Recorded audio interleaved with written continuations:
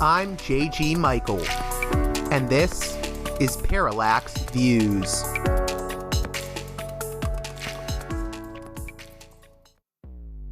Hello, this is Mike Swanson. In a few moments, you're going to listen to another segment of Parallax Views. But before you do that, let me tell you about my new book, Why the Vietnam War. It's a sequel to my previous book called The War State, which has lots of positive reviews, and Amazon's been out for years. But this one is a more detailed case study of how American empire and national security state operate using Vietnam. And I believe it shows also how things work today, how policy is actually made and why. So grab the book on Amazon.com, Why the Vietnam War.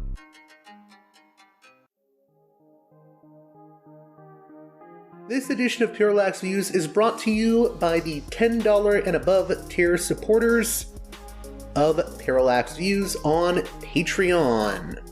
So, with that in mind, producers credit shoutouts to Gunnar, Mark, Alexander, Catherine, Tilo, Emilia, Jeff, John, Bert, Brian, Elliot, Michael, Brace, Nick, Galen, Arlen, Bo, Geekadelic Media, Chance, Chase, Dan, David, The West Bank Robbery Podcast, Gary, Ishtofer, James, Martin, Matthew Ho, Brian, Nobody, Thomas, and Dano. And now on to the show.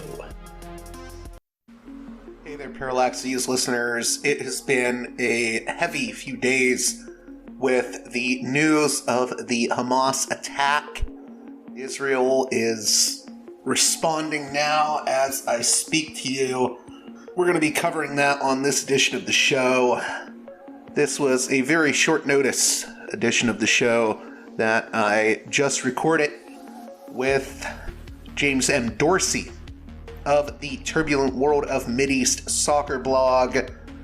He is a very astute commentator on issues related to the Middle East and geopolitics.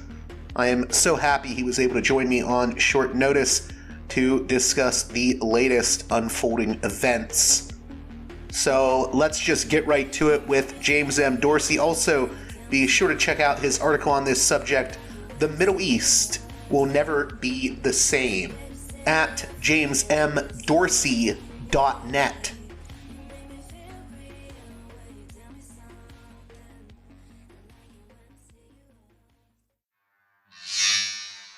Welcome to Parallax Views, one of our most esteemed guests. He's become something of a semi-regular guest on this program, James M. Dorsey of the Turbulent World of Mideast Soccer blog, and also he has a Substack now. Maybe he can tell us a little bit more about that.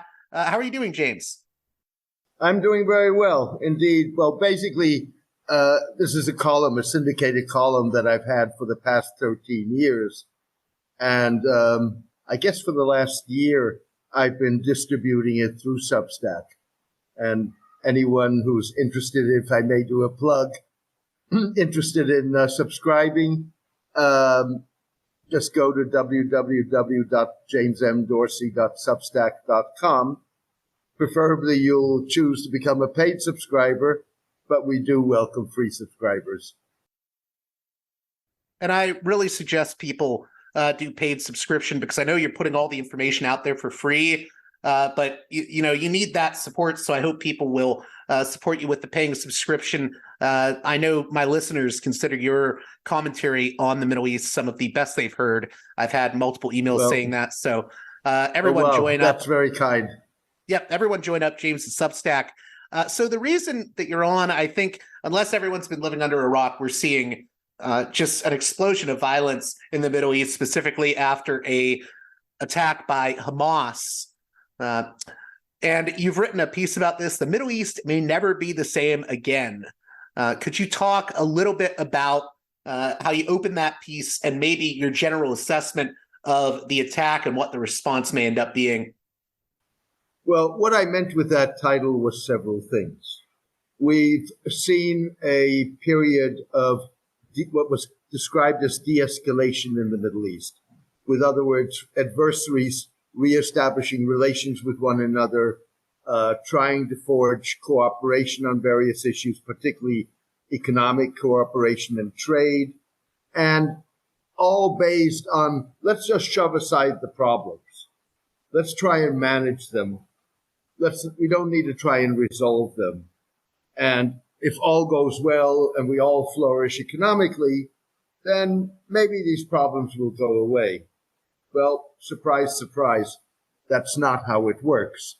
And you're specifically referring to the normalization between Saudi Arabia and Israel and some of the other normalization efforts that have gone on, right? I'm referring to Saudi Arabia and the United Arab Emirates with Iran, with Turkey, the UAE, Bahrain, Morocco, Sudan establishing diplomatic relations with Israel, negotiations on a possible recognition of Israel by Saudi Arabia, Turkey's improved relations with Israel and Egypt. So on a broad scala. And what we're seeing now, and frankly, we've been seeing it even before the Israeli-Hamas explosion, but what we're seeing now with the Israeli-Hamas hostilities is that that's not working. Now, if you go back roughly a week to October 1, when the Kurdistan Workers' Party, the PKK, sent two suicide bombers into Ankara, the capital of Turkey, you've seen Turkish military bombarding Kurdish positions in Iraq and Syria on a daily basis ever since. So one of the things that I'm saying is that the notion that the Middle East has changed may be a phantom or a fantasy. It's also, this is significant also because you're seeing several other reactions. One is this has put a dent into the sense of superiority, prowess, intelligence, infallibility of the Israelis. But you're also seeing very changing attitudes in terms of Arab public opinion. On the one hand, this reinforces the Arab public's, by and large, rejection of relations with Israel. But the way that Hamas has conducted this campaign, in which it was not exclusively targeted against military installations or Israeli military personnel. Yeah, they attacked a music festival. Yeah.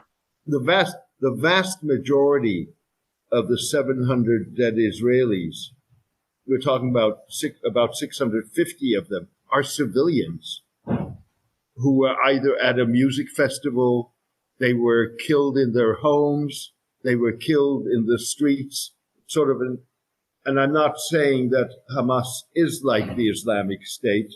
It is not. But it was Islamic State style attack on civilians. And there are a lot in the Arab world who are revolted by that.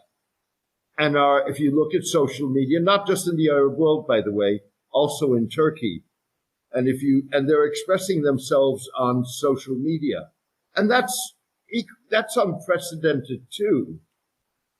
So we're seeing, and then of course, no Israeli government in the last 50 years has survived a major military conflagration, a war, not a military operation like we've seen a number of times against Hezbollah in Lebanon or against Hamas in Israel, but take the 1973 Middle East War, the 1982 Israeli invasion of Lebanon. No Israeli government has survived more than 6 months after such an event. So if you are not well disposed towards the current Israeli government, which is the most ultra-nationalist, ultra-conservative in Israel's history, then this opens the prospect for change in Israel. And you're already seeing that with opposition leaders saying they're willing to form an emergency government. Yeah, I believe And Lapid said, Netanyahu, we have to form an emergency government, and you need to ditch these far-right figures like Itamar Ben-Gvir, et cetera, Smotrich. Indeed.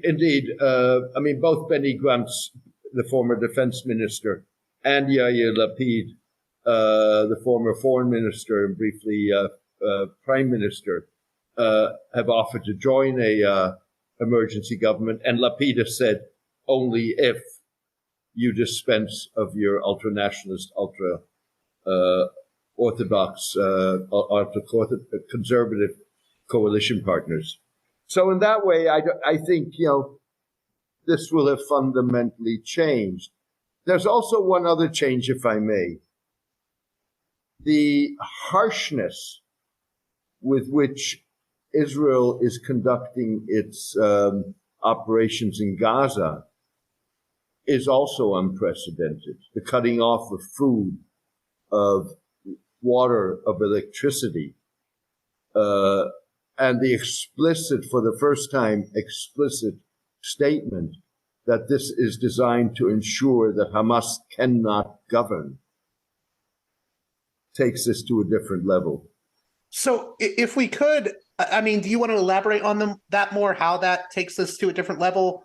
And then I'd like to talk a little bit more about what this means for Netanyahu. But first, if you want to elaborate on how this is different. Well, what I mean with this is this is not the terminology that the Israelis have used, but in a sense, it's a fight for life or death, certainly for the Palestinians. And while the Palestinians ultimately cannot stop the Israelis from doing what it is that they want to do in Gaza, that does not mean that it's going to be the end to the resistance. And of course, the danger here is that this conflict does not remain restricted to Gaza. This theoretically could become a forefront conflict. You've already had an exchange of fire with Hezbollah in Lebanon. And mind you, Hezbollah has its own concerns, and clearly is trying to balance, on the one hand, its solidarity with Hamas and with the Palestinians, and on the other hand, that Lebanon is on the brink of collapse. And many in Lebanon feel that this is not Lebanon's fight. Then you have the Palestinians on the West Bank, where you've had armed confrontations over the past year. And one reason why, in my mind, the Israelis weren't prepared for what happened on Saturday with Hamas was that their focus was on the West Bank, not on Gaza. And Palestinian militants on the West Bank are going to be emboldened by this. In fact, you saw militant Palestinians this weekend calling on Palestinians at large to strike at Israelis in their own towns and villages. And then the final potential threat here is that this escalates into a conflict with Iran. And the final thing that I will say on that is, in my mind, the decision by the United States to send an aircraft carrier group to the Eastern Mediterranean, sure, it's symbolic support for Israel, but Israel doesn't need U.S. F-16s to fight Hamas guerrilla fighters. I think this is for the eventuality of a conflagration with Iran. So there's a lot to unpack there. You mentioned the West Bank. I've heard a few reports in recent days that Netanyahu, before this happened with Hamas, was sending some troops out to the West Bank to support right-wing settlers. Is that what you're referring to when you say that the attention was on the West Bank rather than along the border of Gaza? Well, no, that's only one part of it. I think you've had three developments. First of all, you've had the rise of this Netanyahu government, which is open in its rejection of any solution to the Israeli-Palestinian conflict that would try and take Palestinian aspirations and Palestinian rights into account. On top of that, this is a government that supports the settler movement and has emboldened and encouraged the settler movement. So you've not only seen the rise in armed Palestinian militancy by Palestinian youths in refugee camps like Jenin, but you've also seen the settlers striking out in revenge, going into towns, killing people, ransacking homes, and so on. And so what I'm saying is you had an escalating situation on the West Bank, which was the security focus of the Israelis. And as a result, one reason I think there's a degree of hubris and overestimation of their substantial capabilities, let's be clear about that. But nonetheless, that led them to, in a sense, ignore Gaza. So two things I want to clarify just for my audience. So in Israel, there's currently a coalition government consisting of 6 parties. The Likud party, that's Netanyahu's party, United Torah Judaism, Sha'as, the Religious Zionist Party, Otzma Yehudit, that's the Itamar Ben-Gvir party. I think it's known as the Jewish Power Party. Religious Zionist Party I mentioned was Smotrich. And then there's the Noam Party. That's the parties that make up the coalition government. And what do you think this means for that coalition government? Because, I just saw a piece written in Haaretz saying, a lot of this is on Netanyahu and saying this is probably the biggest intelligence failure imaginable for the Netanyahu government. Well, I think there are several things here.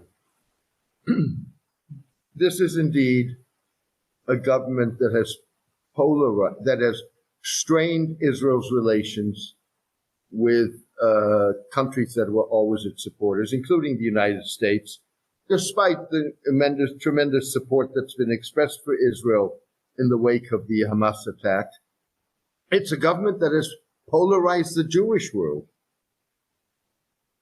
And it's a government that clearly wants Palestinians to go away. It has no space for Palestinians who would enjoy equal rights in a one-state solution or be able to determine themselves in an independent Palestinian state. What happens with this? Now, to be fair to Netanyahu and to his government, the government policies put everything on chart. But as a matter of principle, the West Bank has been occupied for 56 years. Gaza has been under blockade for 17 years. Now, many of those years Netanyahu was prime minister, but so were others. And so Netanyahu is the man in the hot seat. The buck stops with him. And there is the issue of the way he has escalated Israeli policies. He ultimately will be accountable for what is Israel's, probably alongside the 1973 war, where Israel was taken by surprise. He is ultimately responsible for the operational and intelligence failure. And I should note, because I didn't earlier, for my listeners, Haaretz is a newspaper of esteem in Israel. And I brought that up because I think you even mention it in your blog. On one hand, this may harden anti-Palestinian sentiments in Israel, but it also could lead to a lot of contempt for the Netanyahu coalition government and blaming them, saying this is their security failure. It stops with them. I think I think one's got.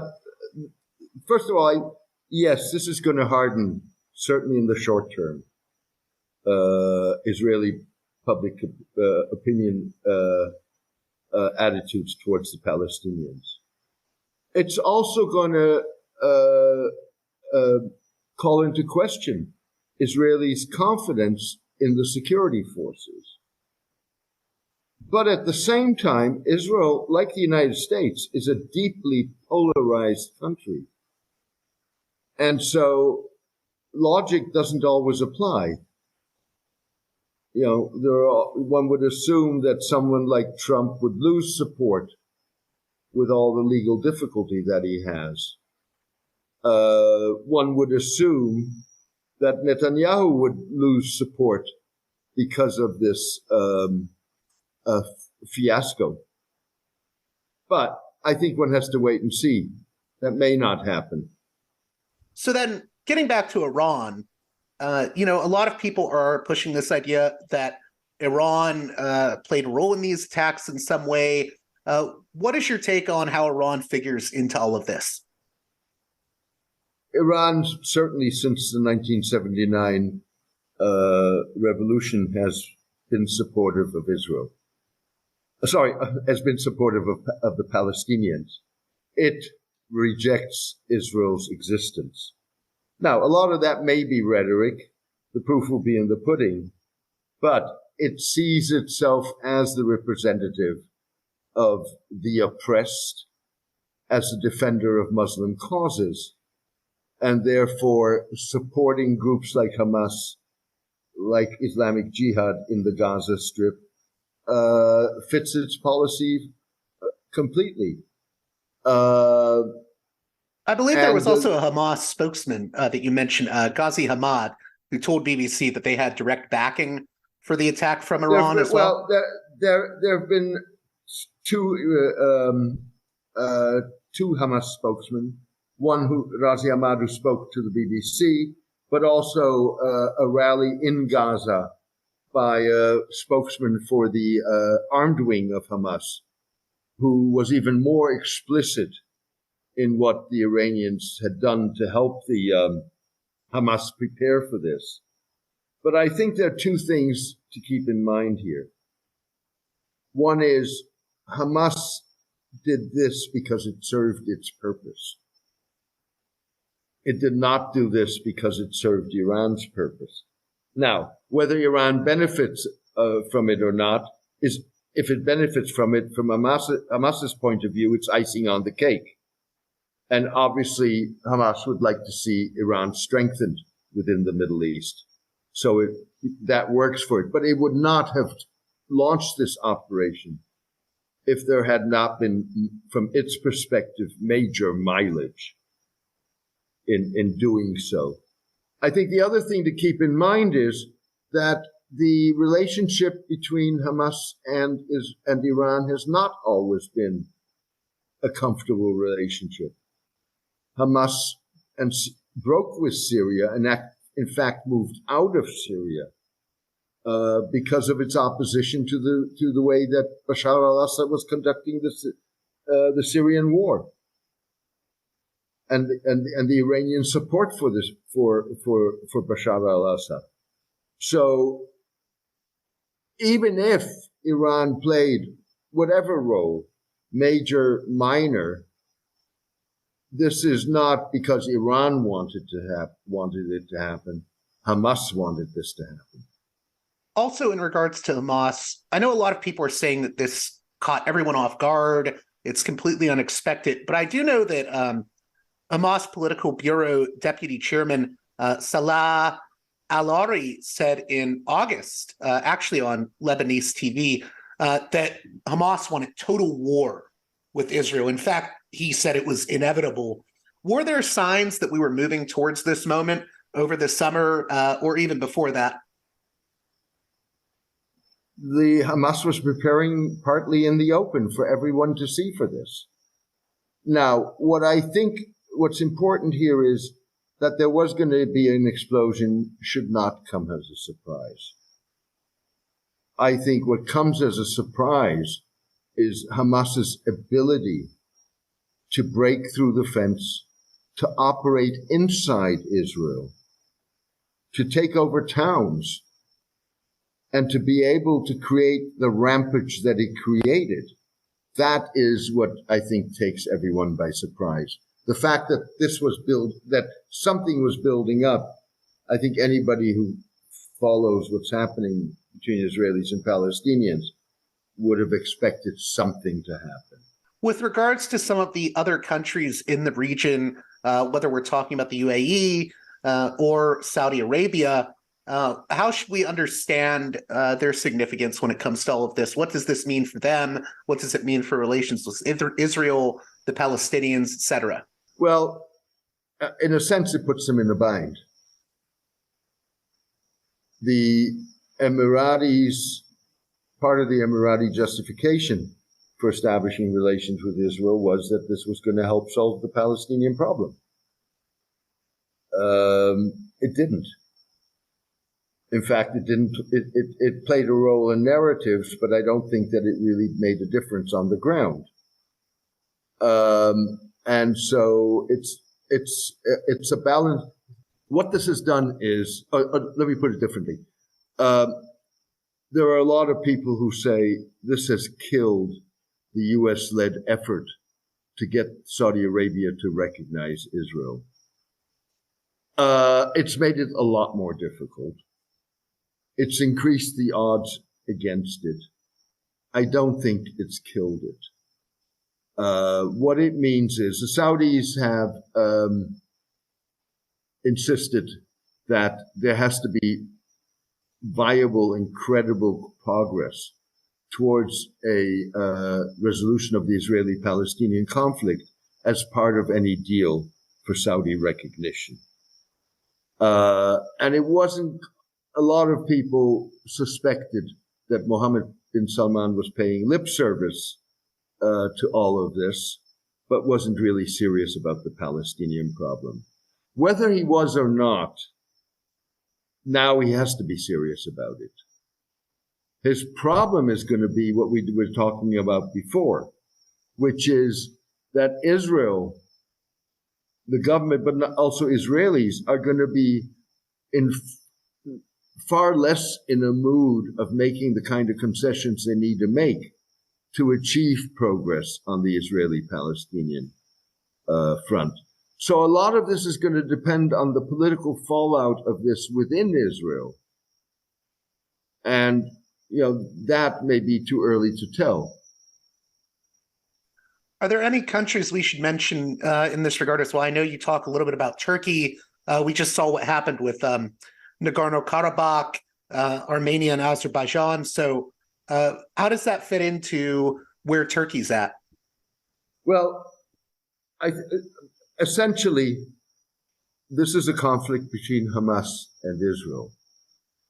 So whatever party talks to both sides has got to be able to talk to both sides. At this point, there are three countries that can do that: Turkey, Egypt, and Qatar. If you look at the public statements that have been made by Middle Eastern states, the Arab states basically have blamed Israel, said Israel's responsible for this. The Turks have said, we want to try and reduce the tension. We want to try and mediate.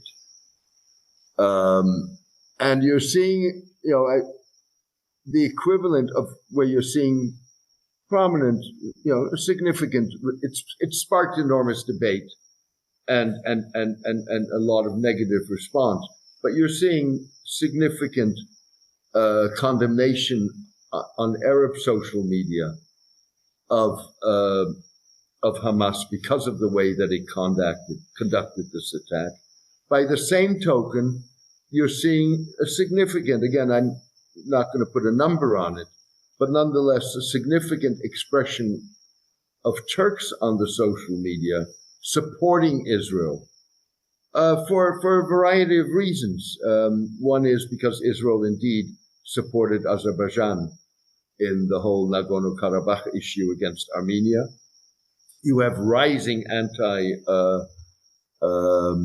anti-Arab sentiment in Turkey. In fact, you had recently a Turkish tourist, an Arab tourist, a Kuwaiti, if I'm not incorrect, but don't hold me to that, who was killed on the streets, if I'm not incorrect again, of Istanbul. And you have this whole sense of, if Arabs are recognizing Israel, why should we be bothered about the Palestinians? So, so that's one reason probably why the Turkish president Recep Tayyip Erdogan wants to mediate and is in a position to mediate. If a mediation, or when a mediation is possible, it may be too early for that. Just a few more things I wanted to cover. In terms of motivations, what do you think motivated the attack at this current time? What do you think is going on? I mean, I know we're speculating here, but what do you think the calculations Hamas made? What were they, and where may they have miscalculated with this attack? Well, I think there are multiple calculations. One is this puts the Palestinian issue back on the center stage at a moment that Palestinians felt that they were being sidelined. It puts Hamas center stage. And that's important not only in terms of Palestine, but it's important in terms of the Palestinian president, Mahmoud Abbas, is 87 years old. He is deeply unpopular. And there's probably going to be a succession struggle. And this positions Hamas in that succession struggle. It also, particularly the fact that they have taken hostages, and large numbers of hostages, puts Hamas in a very strong negotiating position. Now, the last thing I'll say is, and a lot of people will disagree with me, is that I think what this is also about is about the terms of a future negotiation between Israel and Hamas, and Hamas rather than between Israel and the Palestine Authority, about a resolution to the Israeli-Palestinian conflict. One of the major differences between Hamas and Fatah is that Hamas's position is, sure, we can negotiate, but we make our concessions at the end of the negotiation. We don't make our concessions fulfilling preconditions for a negotiation. We've seen what that brought us. So, in other words, in 1988, Yasser Arafat, as head of the PLO, recognized Israel, denounced terrorism. We're now, 27 years later? The Palestinians haven't gotten anything in return for that. If anything, the situation has worsened. And so the conclusion that Hamas has drawn out of that is you fight to the bitter end, and once you have a deal on the table, that's when you play your trump cards. Now, Hamas miscalculated. And I think it miscalculated on two fronts.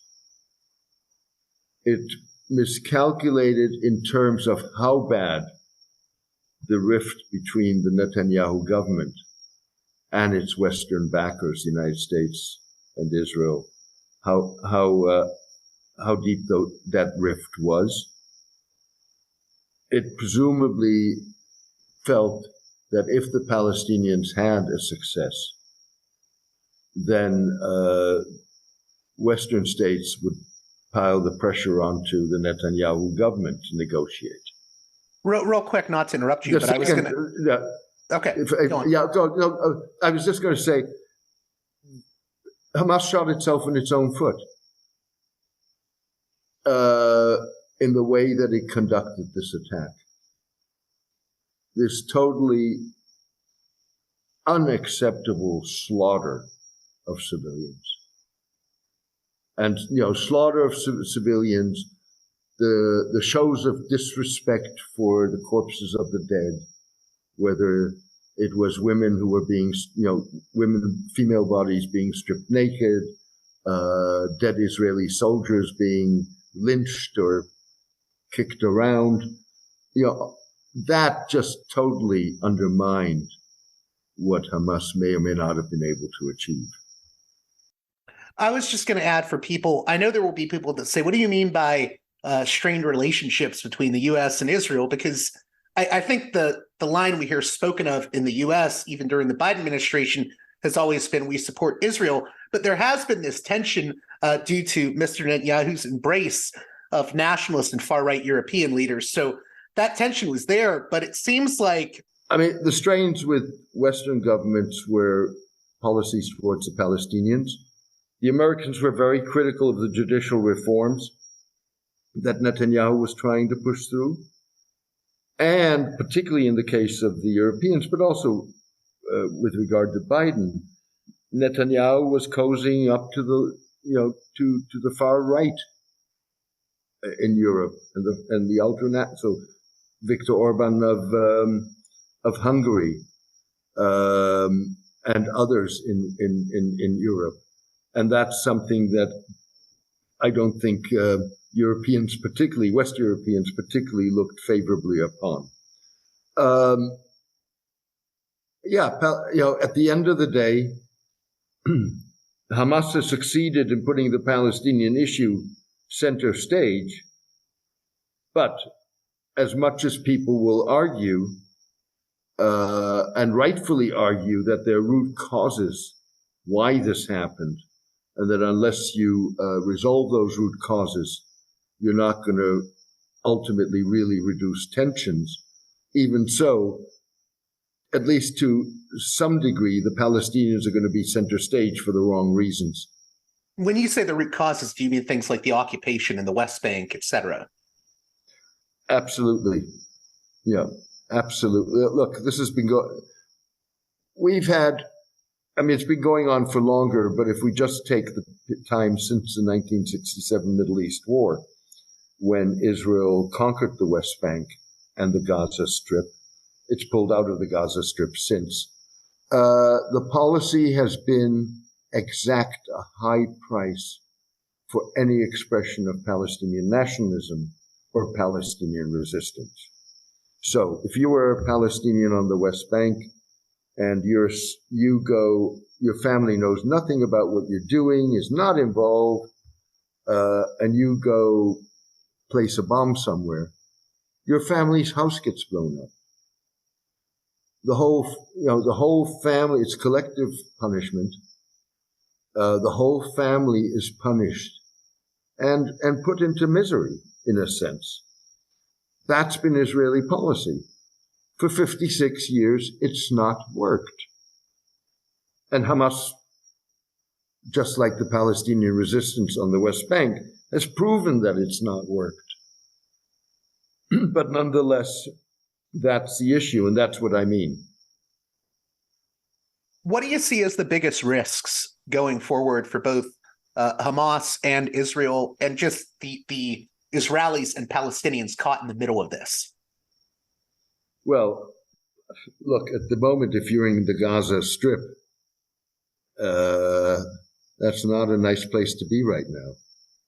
And the threat to your lives, the lives of your family, the lives of others, is imminent and continuous.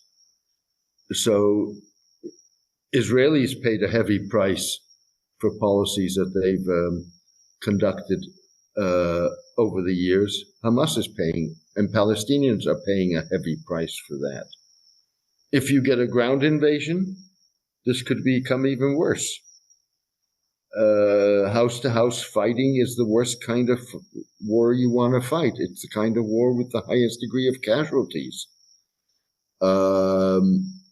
You've seen look at the pictures of Tel Aviv airport, where people disembark and ask to lie on the floor because of missile attacks. Airlines have stopped flying. So the human cost of this is exponential. And, in effect, and it's something I'm writing about, but in effect, there's I think I mentioned this earlier in our conversation, that the hardliners in the Israeli-Palestinian conflict reinforce each other continuously through their actions.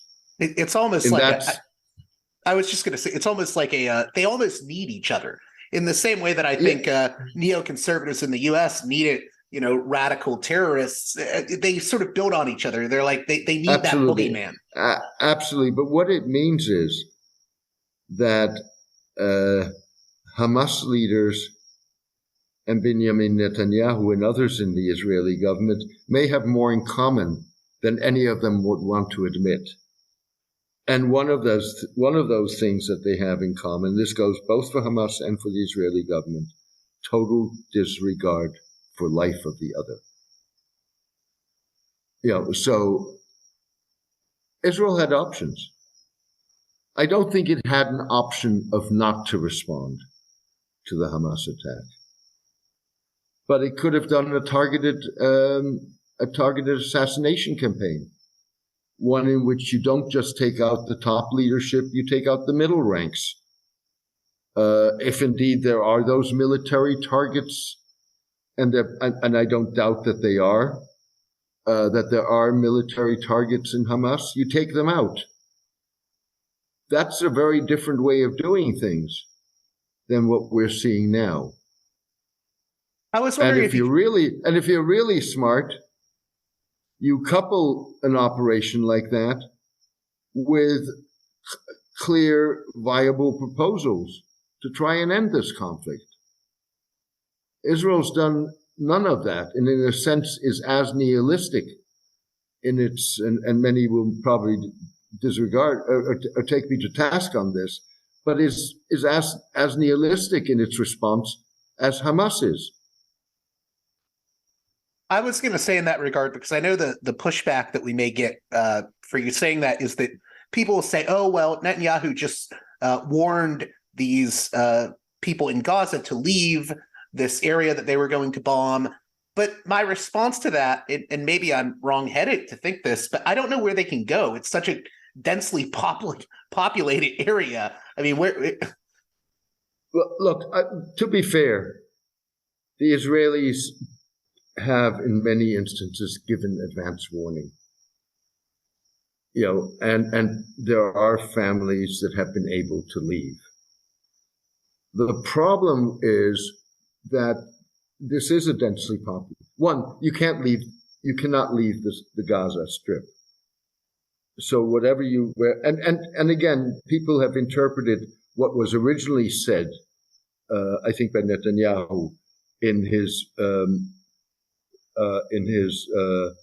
suggestion that Gazans leave, that he was talking about Gazans leaving Gaza.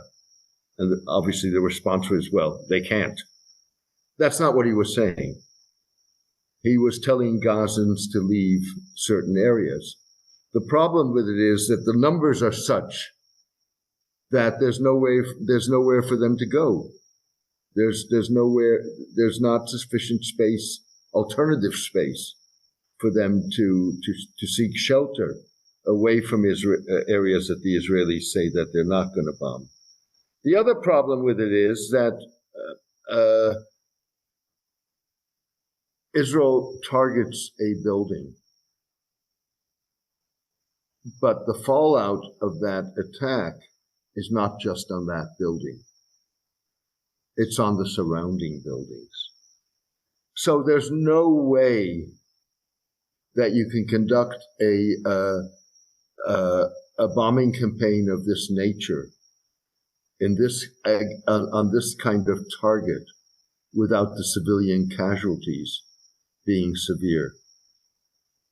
I think one of the problems is, look, Israelis are traumatized.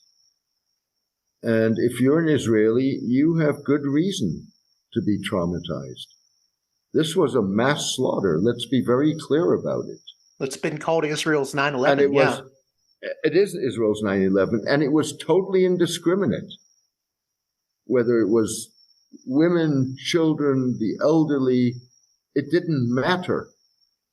Whether you were a foreigner, take the case of the German tattoo artist, it didn't matter.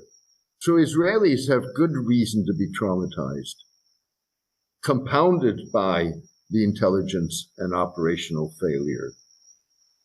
So you really have hardened attitudes on both sides, and emotions, and emotions that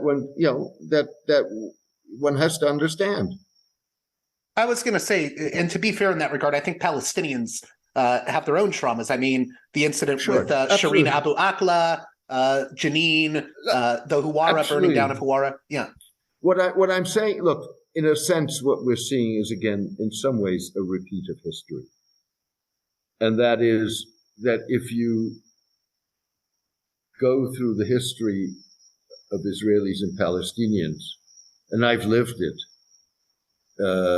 covering it and all kinds of other associations for the last half a century, they're mirror images of one another. Well, they're both traumatized people in a way, yeah. But I think Israelis today are probably more traumatized than they have been in 50 years. I mean, it can't be understated. I don't think one can underestimate. And I talk to many Israelis. I don't think one can underestimate just how serious the trauma is. But again, this let me just be clear. This does not take away from the Palestinian trauma, which is equally deep. And they've been suffering a trauma for the last 50 years. So I also wanted to ask you before we start closing out,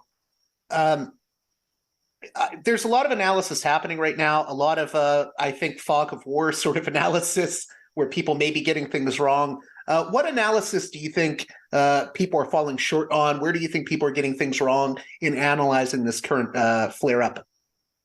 Look, I think the problem with this whole thing is, and that goes round all the way around, that this is a conflict in which many people, for many different reasons, have a deep emotional association with. And it's also a conflict which increasingly has become a polarized conflict. You're with us or you're against us. Now, that's partly just the way it has evolved. It's partly by design. So, with other words, trying to equate any criticism of Israel with anti-Semitism is you're with us, or basically, or you're with us and you're without us, or you're against us attitude. Ultimately, and I've got associations with this conflict, both in terms of my family, my history, and so on. But emotions aren't going to do it. If it's going to be run by emotions, then this is only going to worsen. I think one's got to take a step back and look at this rationally, even if what one sees is not what one likes, but it is the reality on the ground, and that's the way to deal with it.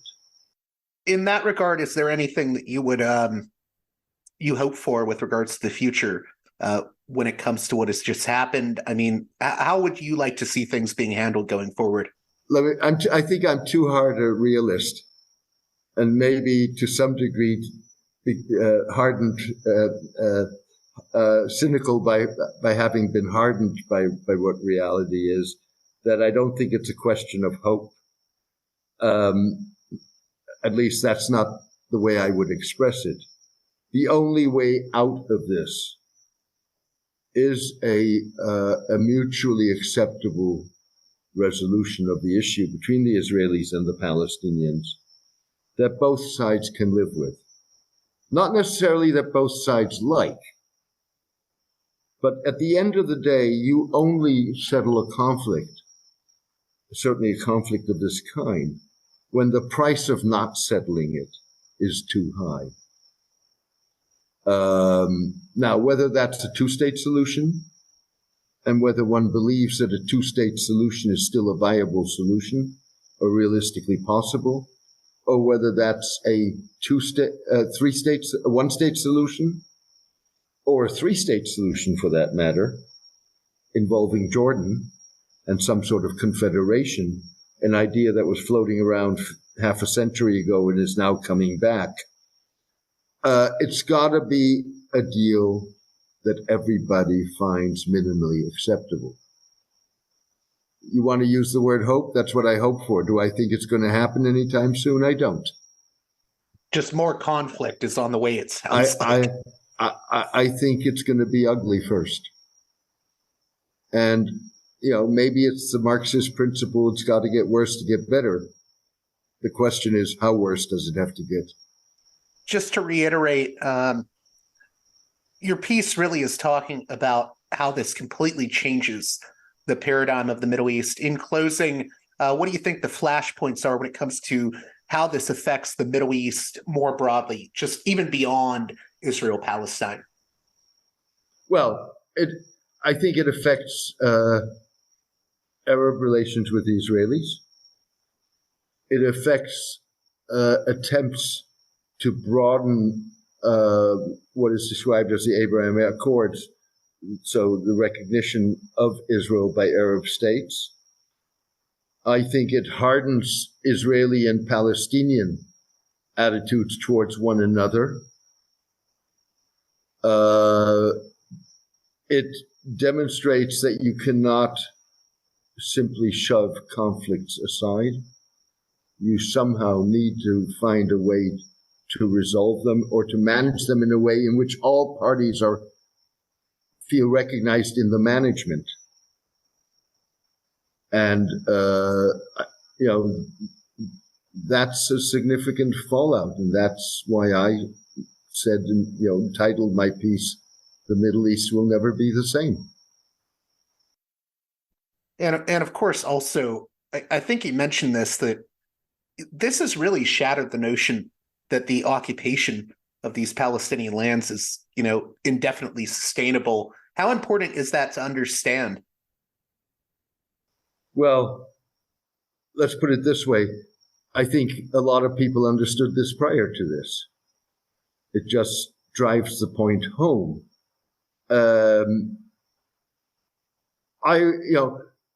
Whether or not that is the realization that breaks through, if you wish, the United States and European leaders had an opportunity to condemn this, the Hamas attack, and at the same time say this conflict needs to get resolved.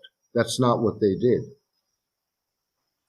And they've, of course, reinforced the notion that there are double standards here, given the way that they reacted to the Russian invasion of and occupation of parts of Ukraine since 2014, and the way that they have responded or not responded to more than half a century of Palestinian lands. So is there anything I missed in this conversation that you wanted to just briefly mention? No, I think we've by and large covered it. It's not a pretty picture. And it's not a picture that looks like it's going to get any brighter anytime soon. It's a sad way of ending this. Indeed, it is. It's a very disturbing moment. And to your last point, I feel like you're saying in some ways what's been called the international community has sort of dropped the ball on this. Well, yes, it has. And I think it's interesting to look at a number of things here. So a lot of the focus has been on U.S. response to the crisis, European response to the crisis, but Israel has also had expressions of support from countries like Brazil and India. In fact, the Indian Prime Minister Narendra Modi tweeted his support for Israel. So it's not just the Western countries. I would think it's going. What's interesting here is, I think, is China, because China is obviously going to come out with may have come out with an even-handed statement and calling for a halt to the violence and so on and so forth. But what happened on Saturday in Israel is something that is going to deeply worry China and others, because this is a little bit, although, like the jihadist victory against the Soviets in Afghanistan. Whether or not the jihadists could have done, really were the victors, or was there the American support for them, it doesn't matter. Jihadists and many others perceived this as an Islamic group defeating a superpower. A lot of militant groups are going to perceive the Hamas attack and the fact that it was able to do that, and the fact with all the consequences of it, are going to be emboldened by that. But particularly the fact that they were able to have a serious performance against a major military power. China's going to look at Uyghur militants who were in Syria. The whole crackdown in Xinjiang, that was one of the reasons.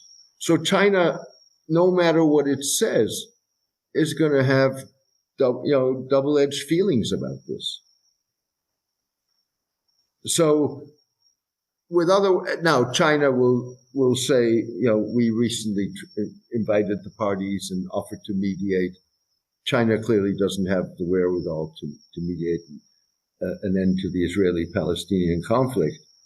But what I'm saying is that the international community's response to this is much more checkered and much more layered than may meet the eye.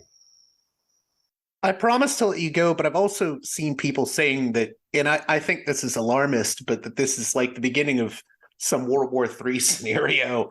Maybe you think that's a dumb question, but just comment on it, because I know people are starting to say that. What the question being? What? Are we tumbling into like a wider conflict or a World War III situation? Not over Israel-Palestine. I don't see that happening. I think that, again, I don't see Chinese troops or Russian troops coming to the aid of Iran if there's going to be a conflagration.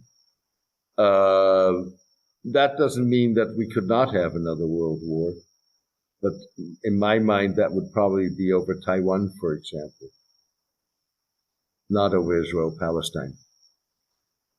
Well, I want to thank you again, James M. Dorsey, for coming on Parallax Views. Could you tell my listeners how they can keep up with your work?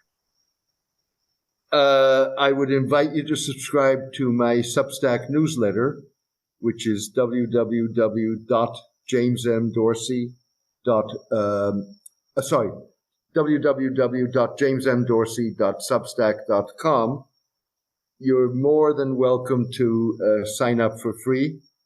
But if you find what I say and write of interest and of value, then I would urge you to help me cover the expense of publishing this by becoming a paid subscriber. In any case, thank you very much for listening today. Well, that does it for this edition of Parallax Views. I hope you found enlightening this conversation with James M. Dorsey. Please go to jamesmdorsey.net. subscribe to his work. He's an indispensable resource, and if you can throw him a few bucks, I would really recommend his work. As always, if you appreciate the work here I do at Parallax Views, please consider supporting me on Patreon at patreon.com/Parallax Views. One more time, that's patreon.com/Parallax Views.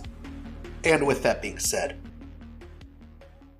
until next time, you've been listening to Parallax Views with Parallax Views to Parallax Views with Parallax Views. The way out is not simply to say, don't do it, just to prohibit. It's nothing else. If we don't do it, others will be doing it like crazy. So, we have to confront the problem. But no, basically,